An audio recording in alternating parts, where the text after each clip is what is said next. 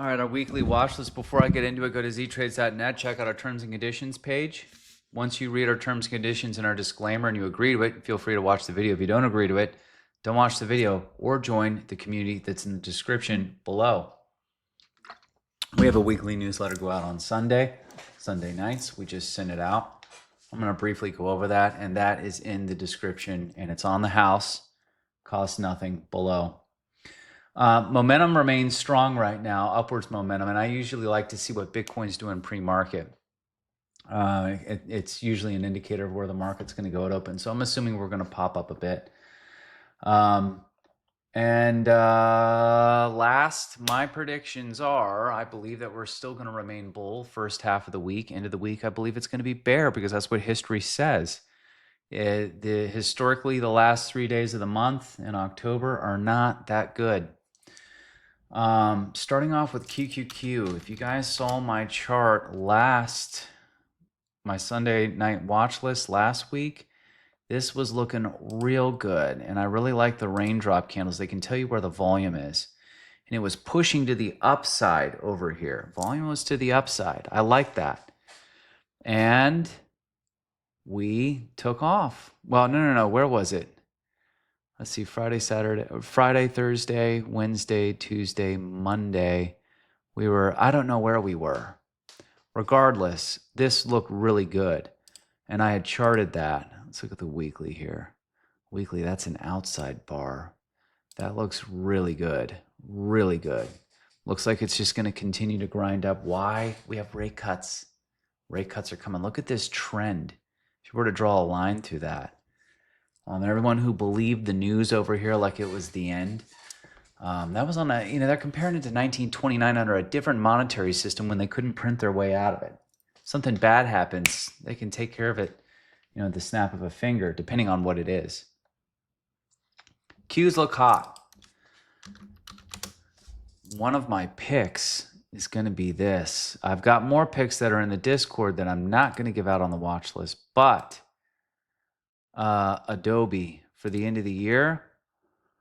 This looks really, really, really hot to me. Let's go ahead and pull up RSI. Let's go ahead and pull up, we're going to pull up Williams as well. Let me go ahead and get rid of this squeeze over here, and we're going to pull up Williams. Look at this. Look at this. As we went lower, we were higher. As we went lower, we went lower over here, we were higher. Low volume area over here. I don't know what's going on. There we go.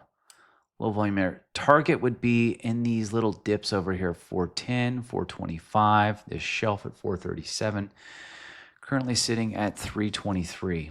And I'm really liking this for the end of the year. Let's keep moving. Upstart. Now, I wanted Upstart to come down here, and I don't think I'm going to get it. It would be nice if that would happen at the end of the week. I mean, that would be pretty crazy. 53 all the way to 42. I doubt that, but let's go ahead and remove TSI. That's not telling us too much. Let's go ahead and remove RSI. Let's add the squeeze. Squeeze looks great. Looks okay. It looks okay. MACD looks great.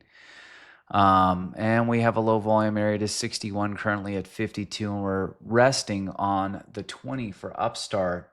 And talk about a rate-sensitive stock. I want rate-sensitive stocks. It's not hard to figure out. Rocket Mortgage, Upstart, Lemonade, Affirm, now Klarna, the new one that's out. Home Depot, Lowe's, those aren't too much, but just real quick here because I haven't actually looked at them at all. Let me pull up Affirm. Not really telling me much. Lemonade's right off the 20 EMA. Interesting. I remember when this was like $5 though after it was like 100. So it's like, I know who you really are.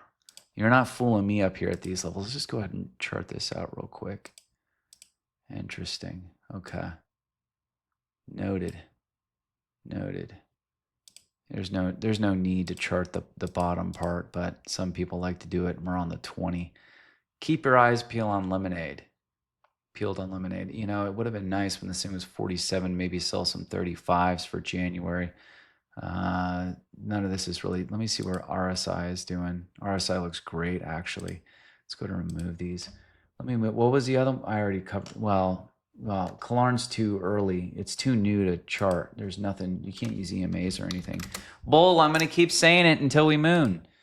And it doesn't matter because when it's not mooning, I'm getting paid because I'm selling options. I'm selling covered calls above and I'm selling cash secured puts down below. Called, what I call it, and I think someone else may have called it this because it's kind of obvious. If not, I'm trademarking it. The covered strangle. Selling own shares. So I'm writing a call against the shares I own, and then I have the cash secured to buy the shares, hence the term cash secured put. If it drops to a certain level, 7.5 January, on fire, love it. So TA looks hot, RSI looks great. Let me go ahead and take a look at the squeeze. Not really telling me too much here, other than we may be maxed out down there. Is William saying anything? Yeah. Is RSI saying anything? Oh yeah. Oh yeah, looks great. Let's take a look at MACD. Look at it curling. That is curling right there. And I don't have to do anything or get in anything because I'm already loaded. I'm loaded on calls for next week. Like I'm brand new? No, for May. Really, it should be for further out than that. I want contracts past when Mr. Too Late gets out because when the new guy gets in, he's probably going to take rates to nothing, to 1. Let's pull up Snap. Weeble, come on. I mean, this thing is everything. The pattern, the bullish divergence, the divergence here, the MACD, everything looks fantastic on it. And if it doesn't go, that's fine. I'm making bread on the sell side on selling the calls and the puts, which fund half of that I collect funds the buy side. And if the buy side loses, I still win. It's paid for. I don't have to pay for anything. These are some advanced tactics that newer people need to learn. Let's move my mug down here. This isn't telling me much. That's not telling me much. This was prior, before we had the pop. This is old. Okay. RSI overall looks fantastic. It's not really telling me much down here at all. Now, and this needs to be removed. That's old. This is from old charting. Let's jump over to a weekly. Daily isn't telling me anything. Now let's chart it. It's not even above the 20. We're going to take the 20 off. RSI, oh my goodness. Beautiful. Beautiful, beautiful. I don't need to chart it. Yes, I do. I can chart it all the way back here. We can move this up a bit. Let's look at Williams. Williams looking hot. Let's take a look at the squeeze. Not bad. I don't like that we're peeling over to the downside. Let's take a look at MACD. MACD's looking hot. This thing's tightening up. I'm loaded for 2027, so I don't care what it does this week, next week, or the week after that, or even in 2 months, even in 3. Doesn't matter to me. They're dirt cheap under 200 for 2027 15 strike. I'm loaded. Loaded. The ones that I got over in here, I'm already green on. I'm really green on about a different strike, different strikes as well. So I really don't have to do anything. I'm also selling a boatload of cash secured puts, and I own shares. And hopefully the end of the month is this week is bearish, and I can add more shares. So I can sell more covered calls whenever we see that 9, possibly 10. That would be an awesome range. I doubt this is going to happen up in here, but this is on the table in my opinion, and then I can start selling covered calls at that strike. UP.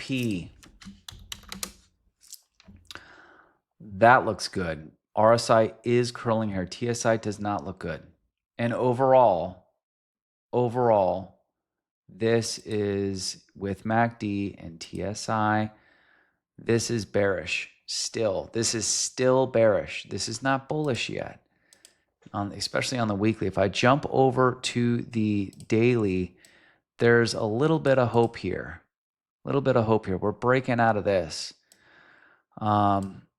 I'd like to see us, if we can clear this candle right here, 170, and stay above there, and these bodies over here at 180, and close right around that 180 to 184 range, anywhere up in there, then I think we have a chance that we could go. You can see it easier on a weekly. Let's really zoom in on this.